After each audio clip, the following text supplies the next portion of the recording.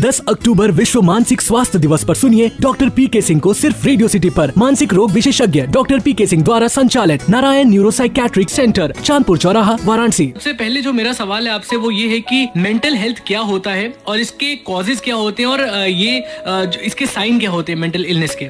Mental health इसको समझने के लिए ऐसे समझिए कि किसी भी आदमी का कोई भी जो बर्ताव है वो एक टाइम पे एक पर्सन के साथ और वो प्लेस के हिसाब से स्पेसिफिक होता है। वो अपना जजमेंट यूज करके उस जगह पर अपना व्यवहार करता है। Behaviour changes with time and place. लेकिन अगर वो आदमी किसी जगह पर जहाँ जिस तरह का बर्ताव करना चाहिए उसको नहीं समझ पा रहा है और वहाँ पे अगर कुछ ऐसा बर्ताव करता है जो लोगों को ऑड लग रहे हैं, तो वो एक साइन हो सकता है मेंटल इलनेस का। मेंटल इलनेस को अगर हम समझना चाहें तो एक साउंड कैपेसिटी ऑफ माइंड है, रेजिलियंस है, किसी भी परिस्थिति से बाहर निकल आने की जो क्षमता है हमारी, उसमें भी हमें दिक्कत होती है। अगर हम नहीं निकल पा रहे हैं, किसी विचार में उलझ गए हैं, किसी अपने काम को अच्छे से नहीं निगोशिएट कर पा रहे हैं, तो भी वो एक प्रॉब्लम हो सकती है। अब मेंटल इलनेस के जो कारण है वो बहुत सारे हो सकते हैं। हमारे हिसाब से जो उसको तीन हम लोग बड़े बड़े भागों में बांटते हैं।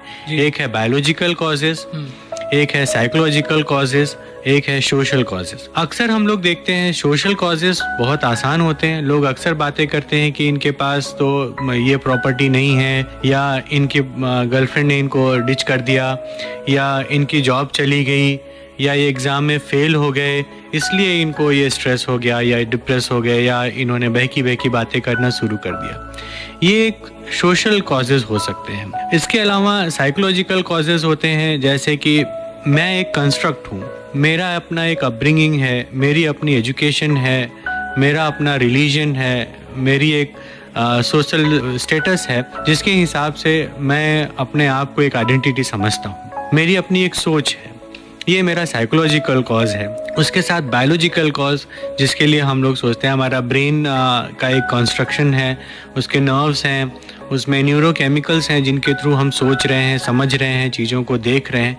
इन चीज़ों में इम्बैलेंस होने से हमारी सोच समझ और चीज़ों को समझने के, परसेप्शन की, किसी चीज़ को देखने का नज़रिया जो है उसमें परिवर्तन हो जाता है।